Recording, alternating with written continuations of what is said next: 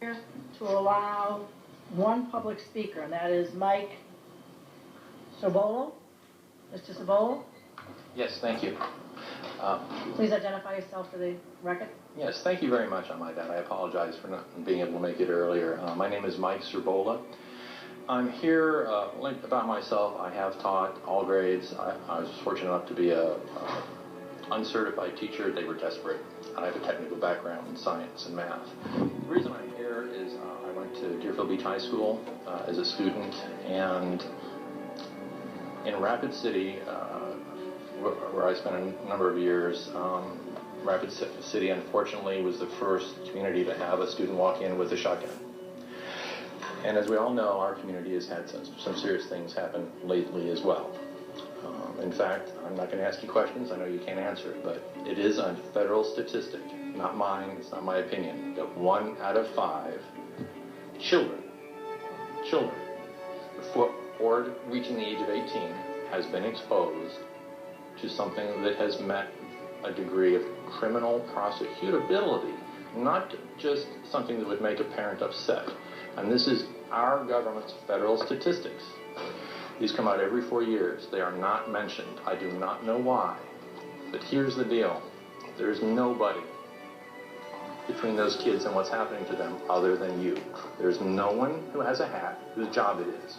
The people who gather the statistics, our federal government, also gather statistics on how much salad they're eating and a bunch of other things. That's what's published. This statistic has been out there for a decade.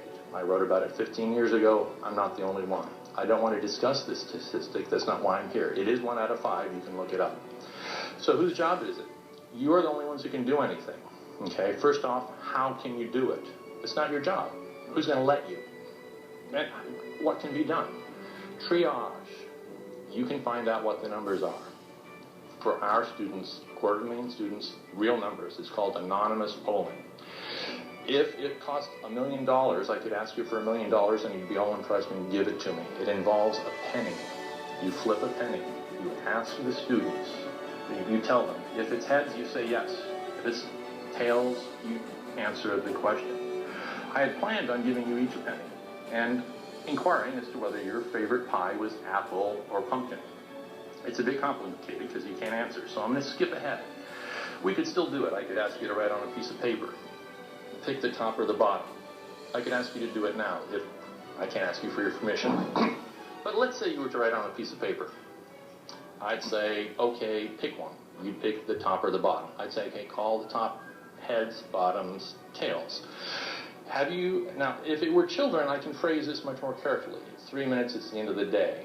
It could be phrased as, and you will spend hours deliberating this. Believe me, the question can be phrased. Has anything happened that you were uncomfortable, that you felt trapped and you couldn't share with an adult? It could be that simple, and you can have an answer that will not upset parents. It won't upset the kids. If I ask, excuse me for pointing, but one of you, whether your favorite pie is apple or whatever, you won't tell me. But I can ask all of you. You'll say heads, heads, tails, tails, heads, heads, heads, tails, tails. None of you will know whose favorite pie or whatever. Okay, so we can ask our children these tough questions. That is not an excuse. I'm out of time? Yes, wrap up, please. To wrap up, please consider, and perhaps we should have a discussion. We could have a meeting, board meetings, talk with you people, whatever is necessary. One thing I was very encouraged, you are all so motivated, and we're all talking about money. Please don't think about any of these things. It's not an issue of money. It is an issue of acknowledging that there's a problem and then worrying about it. If a child is on fire, and that's what we're talking about, this is literal abuse, and they're on fire now, not next month, not last month, it's not someone else's kids. As we're speaking, out of our 250,000 kids, students, 50 are newly being abused as we're speaking, and they're on fire in pain now, this second. So it is not a matter of whose hat is it. The CDC quietly changed the rules on everyone and mentioned, oh, by the way, this is transmittable community-wise. Not familially, not within families. But if you're born within a community that starts to exhibit these problems, culturally, our brains respond. I can be raised in a convent. My brain will respond to what your children do. Do you understand this? If you don't, you need to. It is your responsibility. It is not a matter of a child being abused and they'll get over it. It is a physical change. It is not that they are thinking short. Sir, They are short. Their legs have been cut off. Sorry. Flip the coin, please. I would love to talk to you at a later point about this. It is very important. All our kids, we can find out now what the real numbers are. Thank you. Thank you, sir. Okay. The business of the school board of Broward County is now complete, and I am adjourning this meeting. Thank you, everyone. A long day.